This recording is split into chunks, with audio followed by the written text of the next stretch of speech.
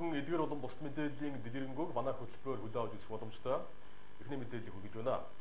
5 толгой төслийн гэрээг улсын хурлаар хэлэлцэх шаардлагатай эсхийг судлах ажлын эрхийнхэн ажилд орсон байна. Energy Resource компани их хэмжээний өртөө учраас төсөлд оруулах шаардлагатай эсхийг тодруулахаар судалгааны баг гаргасан байна. Өнгөрсөн 7 хоногийн Баасан гарагт 5 толгой төслийн гэрээг судлах ажлын эрхийнхэн хуралджээ. Тэд Монголын төмөр зам тээврийн яам, санхүүгийн зохицуулах хороо гэх мэт хэд хэдэн байгууллагаас лавлага авахаар албан бичиг илгээсэн байна. За мөн их хэмжээний өртөө компанийг төсөлд оруулж болох эсхийг тодруулах шаардлага үүсжээ. Тодруулж хэлэх юм бол Energy Resource компаниас энэ тухай тодруулга авахаар шинжээчдийг томилж бодит мэдээллийг харгалзахаар болсон байна. Одоогоор хийгдсэн байгаа 1 тэрбум долларын хөрөнгө оруулалт. Энэ бол өнөөдөр Өмнөговь аймагт Energy Resource компаниас хийгдсэн байгаа бүтээн байгуулалтууд. Тэгээ энэ дотор байгаа одоо нүүр сугаах үйлдвэр, за мөн одоо энэ уурхаан байгууламж, усан хангамж, цахилгаан хангамж гэдэг энэ бүтээн байгуулалтууд нь болохоор зэрэг гадаадын хэд хэдэн компани барьцаанд ажиг. За дээрээс нь 600 сая долларыг бол бонд босгож одоо хөрөнгө оруулалт хийсэн байгаа. За тэр 600 сая долларын барьцаанд бол MMC корпорацийн төвшин бүрэлдэх компани, Хонконг дахь компани, Монгол улсын Energy Resource гэдэг одоо бүх одоо оролцогч компаниудын хувьцаа бол 100% тэр 600 сая долларын барьцаанд байна гэсэн ийм мэдээллийг та бүхэн нийтдээ тэр интернетээс авч болохоор байгаа.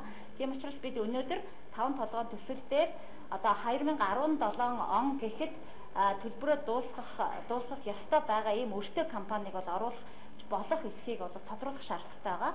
Тийм учраас энэ тодруулгыг авахар бас одоо тодорхой экспертүүдийг ажилуулад одоо Energy Resource болон бусад компаниудад энэ мэдээллийг ирүүлээч гэсэн мэдээлэл бол хүсчээд хүлээж байна. Тавлага төсөл урагшлуул Монгол улсын эдийн засагт нэлээд ахиц дэвшил авчирна гэж хэлэх хүн байгаа. Гэхдээ түрүү ярьж байгаа нам энэ асуудалд улс төрийн шийдвэрээ нэгэнд гаргачихсан.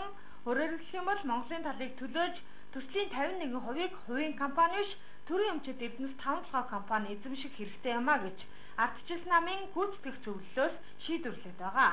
Харин энэ мэт асуудлаас болж Хятадын Шинхуа, Японы Sumitomo зэрэг компаниудтай хийсэн урьдчилсан тохиролцоо хүчингүйд босоход хүрэх юм бол ардчилсан намынхан өөрсдөө хариуцлага хүлээнэ гэдгийг өнөөдөр бүлгийн дарга нь мэдгдлээ. Эрдэнэ чимэг гишүүнээр асуусан ажлын эсгийнхэн 10 хоногт багтааж дүнэлтээ гаргана.